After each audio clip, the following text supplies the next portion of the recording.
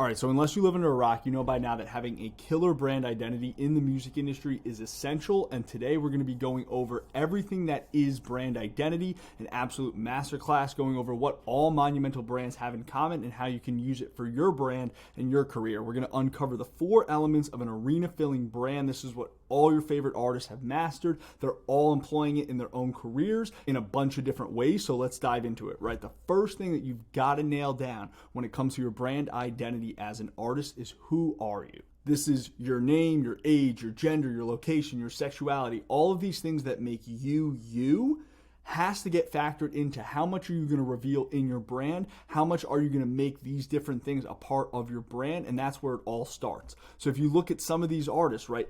Taylor Swift, very approachable. Her brand is all about she's approachable. She has this friendship type of relationship with her fans. That's her brand. But then there's somebody like Frank Ocean where his brand's very much untouchable and mysterious, and all of those things that come into what are you portraying as a person, as an individual. You've got to nail that down as soon as possible, because you can't start your career off being super approachable and then suddenly you're untouchable, because people won't get it. It won't click. So you've got to establish all this stuff ground floor day one. Is your location going to be an integral part of your brand? Look at Drake with Toronto. That is a big part of his brand. There's other artists where you don't even really know where they're from because they're just kind of like this character. So how much are you going to make the location and where you're from part of your brand? How about your sexuality, your relationships? Are you going to keep all of that private? Are you going to keep it public? Are you going to let your fans get involved in that drama? That's all stuff that you've got to sort out at the ground floor as soon as possible. Number 2, right? The mood of your brand. This is huge. This is huge. The mood of your brand is essentially what are the emotions and the vibe that you're portraying, and how can you evoke that out of the fan base? So you think of like somebody like Billie Eilish with her first album, right? That album was very dark and the brand was very dark. She was this, enigma that kind of came out of nowhere that was a total 180 of everything else going on in the music industry. This was at a time where all the music was really bright and poppy and fun, and she came out with this dark brand, this dark aesthetic, this dark mood, and it was different and it clicked and it worked. But that's not to say that you can't pivot later on. If you have a fun album, you could shift the mood of your brand, but you've got to have some sort of similarity for a certain period of time. Her brand now and her mood now is very different than what it was during this time period. But as she launched with this unique mood, it made her stand out. And Katy Perry at the time of the Teenage Dream, that whole era of pop music in general, all the brand moods were bright. Everything was fun. So when you have someone like a Billie Eilish come out with a dark 180 mood shift, it's different. So how different do you want to be? How much do you want to attribute your brand mood to the music? Do you want it to be cohesive? Do you want it to be different? This is all stuff you got to start thinking about immediately. As we move into number 3, right, this is the most important part of your brand identity, and we're going to spend a decent amount of time on this because once you get this, it all clicks and it all makes sense. Who is your target audience? Who is your music speaking to, right? If you think about what makes a great product, whether it's a t-shirt, a Swiffer mop, when there's a physical product, those products solve a problem. Is the problem that your floor is dirty? Well, Swiffer is going to pick up that dust and dirt the quickest out of all the sweeping mops, right? So that's the problem that product solves. So you have to understand who is your target audience and what is their problem. If their problem is it's a lot of younger girls going through their first breakup and your music is very much in line with that, you've got to speak directly to the psyche of that target audience, right? If if you know what your target audience is and the music isn't fitting that, then they're no longer your target audience and you have to look elsewhere. So understanding who you're speaking to, what problem your music solves in that psyche of that target audience is everything when it comes down to the brand identity and how you shape all of this to be a full-formed brand identity that stands the test of time, right? So as we move through this, you're understanding who your ideal fan is, because everybody's got a different fan base. Even very similar artists, there's going to be some differences between those two artists that then spread to the fan base, so there's a slightly different fan base die-hard group that maybe likes one artist but doesn't like the other because they have more allegiance to their artist. All this stuff is very, very real, very, very true. Like Madonna, Lady Gaga, two very similar artists, but there was actually like beef between the fandoms of, oh, she's copying Madonna. Oh, no, we love them both. And there's like infighting within these fan bases that you have to be aware of if you're going to go down certain lanes that kind of share a similar target audience to another artist. You immediately get a huge advantage if you understand that every artist isn't going to play to the same crowd, right?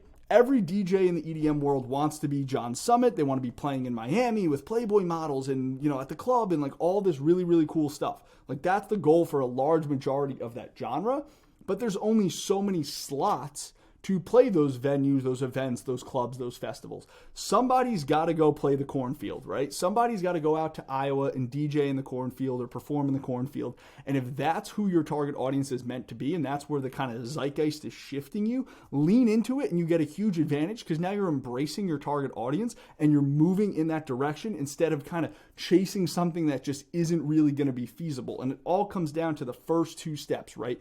Who are you and what is the mood of your brand? That's going to kind of dictate where you go. If you're a very, closed off, introverted artist and that's your brand, you're probably not going to be playing this club. You may play a cornfield and that all, again, attributes back to one, who are you? Two, what is your mood? And that's going to coincide with who your target audience is. We're in the age of social media right now, right? So you can attract your target audience. You can make content, you can make posts, you can make videos that attract who your target audience is. So the example I always use with a ton of my clients when we go through the kind of day one worksheet of finding out who is their target audience, we'll always spend a decent amount of time on the question, if you were to take a content piece about a song that was about a breakup, how would you phrase and position that song to be a solution to the problem of the breakup? Are you going to make it mature? Are you going to make it geared towards maybe people in their younger 20s, early 40s? How are you going to position that song if it were to exist? And then that dictates all the content and who you're attracting. So for example, if you have a song that's about a breakup, what's going to land with a more broad and specific target audience? If you made a video that was just like, if you've ever been through a breakup, this video is for you. I wrote this song. That's not specific and tapped in enough to really dial in an ideal target audience.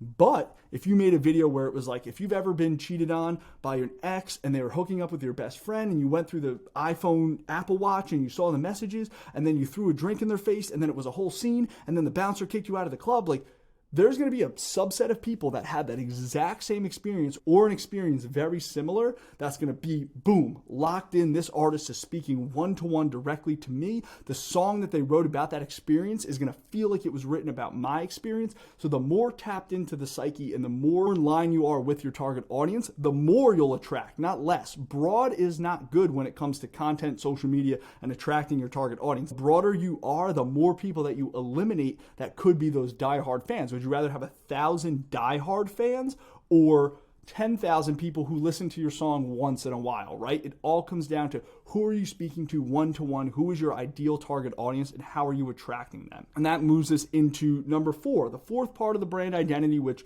a lot of these marketing gurus are going to say, this is the most important part. This is step 1. It's step 4. If you don't have who you are dialed in, if you don't have your brand mood dialed in, and if you don't have your target audience dialed in, then the logo, color scheme, and emoji that you coincide with your brand isn't going to mean anything, right? But it is still important, right? Because it ties up the other 3 things with a nice bow, and it kind of launches who your brand is geared towards and what it is.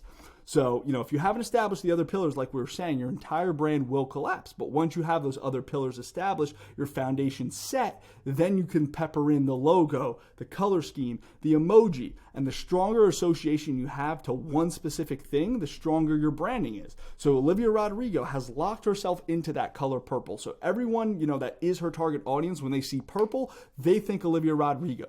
Slash with the top hat. All of these things lock in the association to this one specific logo, color scheme, emoji, piece of clothing, that when your target audience sees that and they think of you, that's the strongest possible branding that you could honestly have in any industry, but especially in the music industry. The emoji test is another big component of establishing that strong association. If you can summarize your brand in a single emoji, and ideally an emoji that no other artist has ever made a part of their brand, then you can start spreading that association to social media very, very easily, because now you've got that emoji to just spam, have your fans spam in the comment section, and now it becomes, I don't know, the skull emoji is you. That's your brand. That's your association. So that is another like low-key 21st century cheat code to getting a strong association on the internet. And really the only way to find your true brand identity is to test all this stuff publicly, right? If you aren't testing different moods, different emojis, different color schemes, trying to test different, phases of the target audience that you're targeting, if you aren't testing all of this often to find what's the best combination and the best route for you to go, then you're just pointed blind in a direction and hoping for the best. That's why you've got to split test these things. That's why you've got to just try to attract different target audiences and see who resonates the hardest.